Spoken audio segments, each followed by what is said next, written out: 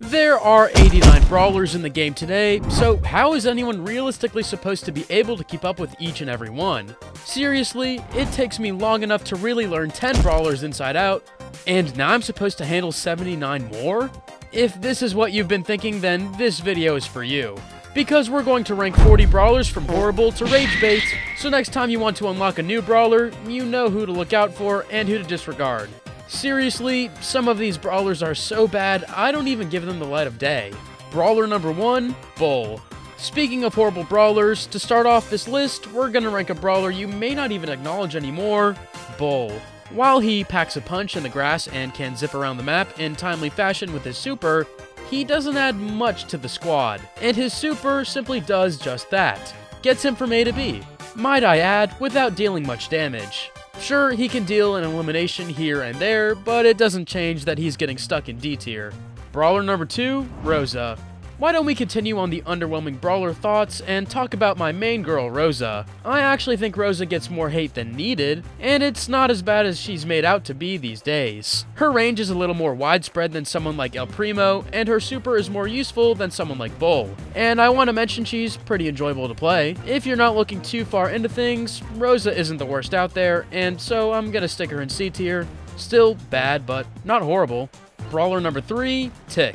Now, some of you may strongly disagree with this one, but I'm gonna put Tick in the C tier. Not only is Tick very defensive and counter-confrontational, but he's just not fun to play. Maybe some Tick stands out there enjoy a good old sit back and support the troops type of playstyle, but I'm not for it. If you want some action, then pick a different brawler, because Tick won't provide. Aside from personal bias, Tick is useful situationally despite his low health, but again for me, he goes in C tier. Brawler number 4, Shelly. There isn't a more classic brawler than Shelly, but ancient and classic she has stayed. For this list, I hope you've noticed we're not taking into account star powers or gadgets, just the brawlers in raw form.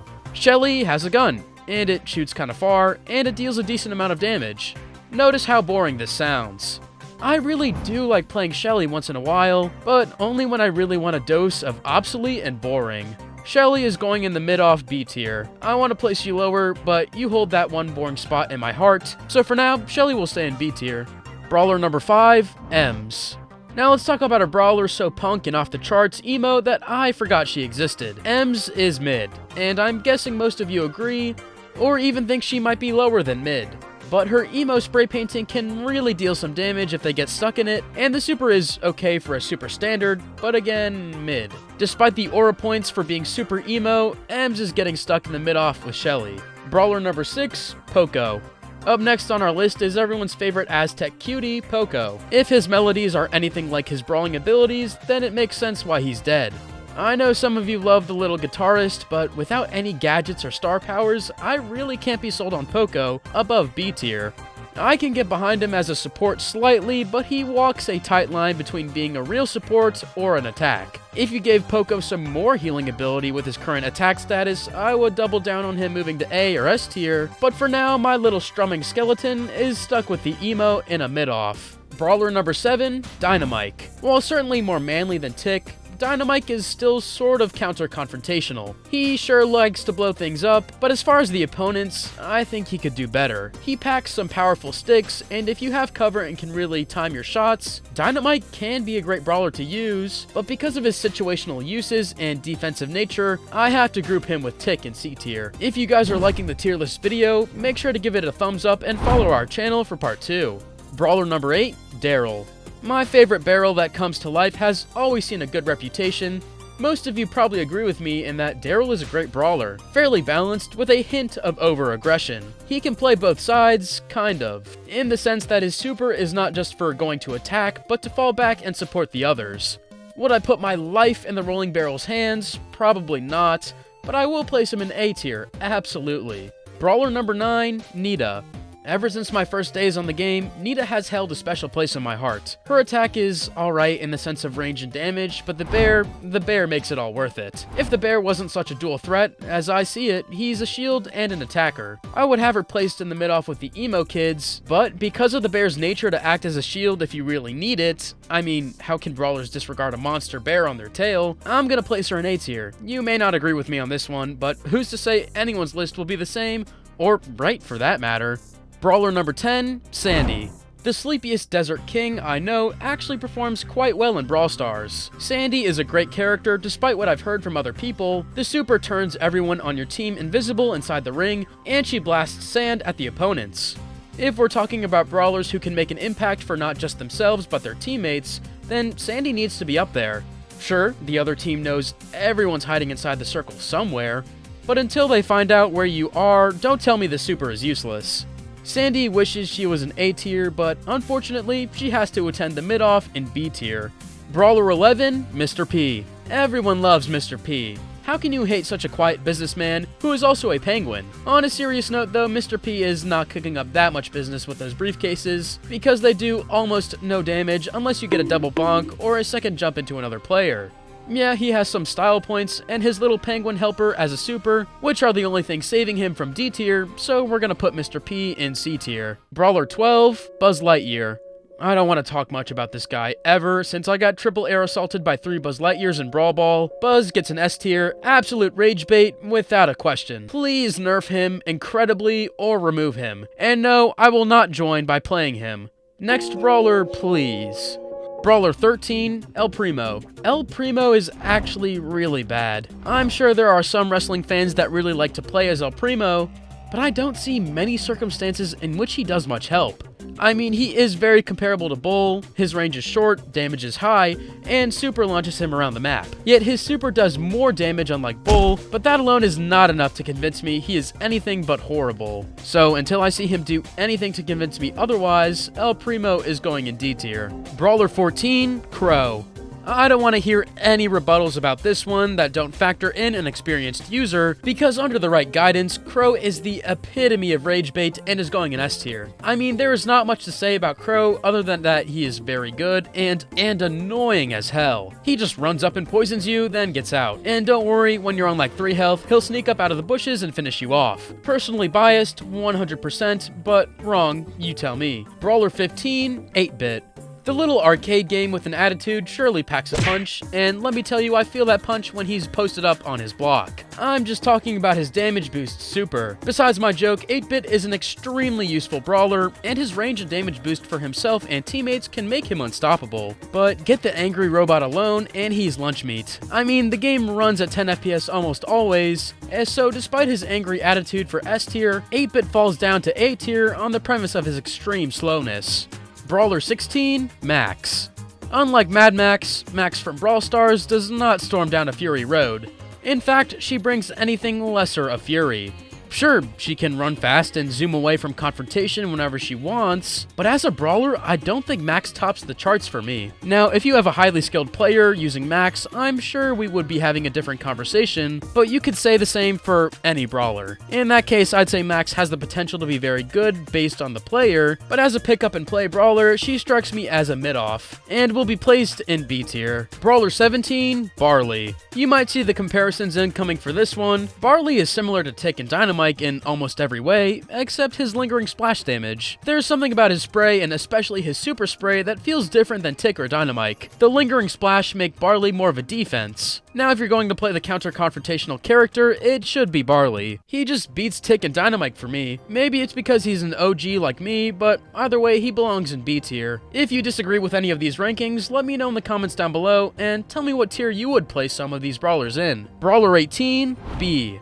You know, as I play, I figure out more and more what players I don't want to be like. But for some reason, I like B, even though I get rolled by her most games. A useful super? Check. Powerful damage? Check. Long range? Check. So the question becomes, why not S tier? I mean, there's nothing holding me back from placing B in S tier, but for some reason, she just doesn't strike me like she needs to be there. B doesn't do enough to be in S tier, and while I will confidently place her in A tier, she is still not close to rage bait. Brawler 19, Spike. Spike is an unusual type of brawler for me. He acts very tough and also scared at the same time. I like how he can deal a lot of damage up close, but his health warrants a longer ranged attack, which he is in most cases. The downside of this is his long range attack does almost no damage if you only connect one thorn. If you get the entire cactus to hit, there will be some major damage, but then you're not at the long range you could be at for his health. For this reason, I find myself on and off with Spike, and why I'm subjecting him to the emo gathering in mid-off. Brawler 20, Rico. Rico. If you haven't watched our last video, you may be surprised to learn Rico is my enemy. Sure, I'd put Rico in Rage Bait S tier because he deserves it, but should I? Probably not. If I do that, I let Rico win. So Rico is going into the horrible class with Rosa and Bull in D tier. Stop spraying and praying, stop trying to wallbang, and then we'll chat about Rico. Yeah, he deserves S tier, but for me, he gets a D tier. Make your own tier list if you really need to see him winning. Brawler 21, Mortis. Everyone's favorite vampire has gone a little too off the rails lately, and I mean that in a good way. Mortis has become a great character for developing playstyle and developing more strategy into movements, and using him correctly can pay off extremely well. He's a character I think takes a lot of work to get used to and to develop the movements correctly with, but it can work very well in games like Brawl Ball, where advancing fast up the field is key. His super can be useful to hit multiple enemies compared to BB, but his dash is what makes him superior to a character like BB. From me, Mortis gets an A tier, even though some of you might say S tier. Brawler 22, Colt. There's not much to say about the original sniper. Colt is what Piper can never be. The slick gunman packs a punch and sprays a super that will leave you in a coffin. However, do you have to be seriously accurate? Yes. If you want to connect a couple bullets, it wouldn't be hard, but a whole clip becomes more complicated. It's almost like a spray and hope unless your target is standing still for way too long. Style points for sure. Piper wishes she could have Colt's aura, but despite my hopes for Colt's future, he is such a mid-off character, he almost deserves C tier, but I couldn't do that to my boy, so mid-off it is. Brawler 23, Piper. Yes, Piper, you are a great brawler, but I do not have fun playing you. Sure, if you want to sit back all day and snipe, then go for it, but there's no aura in Brawl Stars sniping like Call of Duty, especially when she flies away at the sight of confrontation, leaving those lethal bombs behind. I will put Piper in S tier Rage Bait because she deserves it, but she boasts negative aura,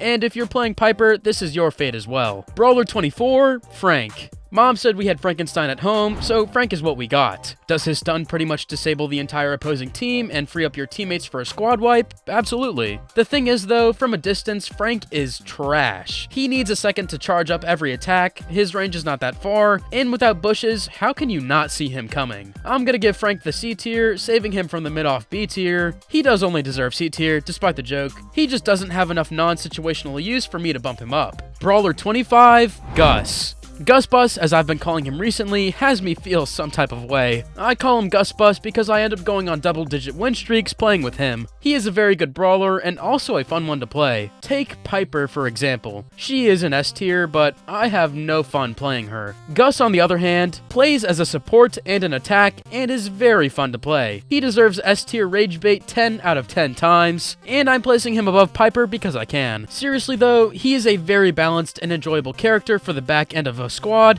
that supports without being overly defensive. Placing his super on yourself just amplifies the catch me if you can energy, and I love it. S tier all day long. Brawler 26, Brock. I don't know what it is about him, but I don't know how I feel about Brock.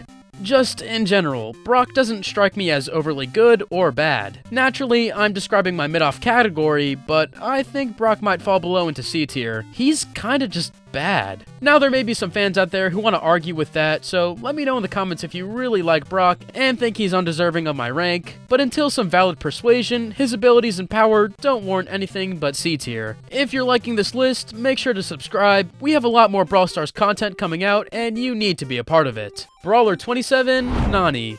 Nani is without a doubt one of the most versatile brawlers in the game. Think about it for a second. And remember the ability to shoot around walls on one side with the arc on her shots. She boasts an amazing super where Peep just blows up whoever she wants to, and she's relatively easy to play considering her shots spread out far and then come back to one. I would say playing Nani is fun, but some people might not like the spray pattern. Anyways, Nani gets an A tier from me. Brawler 28, Leon. Mixed feelings surround Leon. On the one hand, he can literally go invisible and his shurikens can do some real damage. On the other hand, how good is his invisibility if he's using it mainly to retreat? Let me stop you right there. Leon should not flank if it means taking on two enemies. I don't see Leon's super working to attack unless it's one-on-one, and his shurikens are mid because he plays the long-range, short-range hybrid. Leon gets a C tier from me. Maybe that's surprising, or maybe you agree. Brawler 29, Carl. I was never quite sure what Carl was, and almost called him a top. Little did I know he's a miner rolling around in a cart who throws his pickaxe like a boomerang. The physics do not add up in that category. Despite nonchalantly defying physics, Carl actually packs a good skill set, and he deserves to be placed in A tier. His super is both fast and mobile that can be used for both mobility or attacking, and his regular attack can deal as much damage as people want to stand in its path. In my opinion, he's a great and balanced brawler who deserves more attention than I think he gets. Brawler 30, Jessie. Jessie is a good brawler. Good damage, especially when getting a multi-hit, and her drone does some good work on both offense and defense. It's a nuisance in its least effect. Does her speed hinder her? Yes, but I think Jessie makes up for it with her balance of attacking and defending. Would I be confident to defend and escape if my squad died? Probably not, unless I had the robot. Either way, Jessie is going to fall in A tier. A good brawler for sure, but we know Jessie doesn't deserve S tier. Brawler 31, Pam. There's not much to say about Pam. She's like the Temu version of 8-bit. She can shoot a gun and deal damage, but I'm sorry she belongs in C tier. It's nothing against you personally, Pam, but everyone knows it's true. Contact Supercell if you're really unhappy. Brawler 32, Jean. Jean's magic hand is something out of a horror movie staged in Egypt, and do I ever fear that hand. His super is great if you can connect it well, and playing with teammates who deal close range damage is a dream. Even without, unless he's pulling an El Primo or Rosa, Jean should have no problem killing them himself. I'm gonna throw Jean in A tier. He has more versatility, even with his main attack, than most brawlers do. I don't see a situation where Jean is really that ineffective, and so I can't place him lower than A tier. Brawler 33, Jackie. Jackie sure knows how to pack a punch when it comes to her jackhammer, and I would like to see her super have a wider range to really draw in all the enemies, but then again, it would make her OP. For the moment, I think Jackie belongs in the mid-off category. Now, I feel like she could be moved up situationally where she has more cover and the right teammates who can cover her while she advances, but if we're going to do that, I could make any brawler on this list rage bait, except you, Rico. Hopefully Jackie is ready to put the jackhammer to work, because I'm stranding her in the mid-off with the likes of all the misfit toys we've donated to this tier so far. There are so many brawlers to cover in this tier list. Supercell has really been adding a never-ending amount of them. Maybe in one of the next updates we can have a brawler reduction so that my tier list videos don't have to span more than one part. If you want a detailed guide to why Rico is my enemy, or any of the other annoying Brawl Stars stereotypes, then make sure to check out our other video on the most annoying Brawl Stars stereotypes.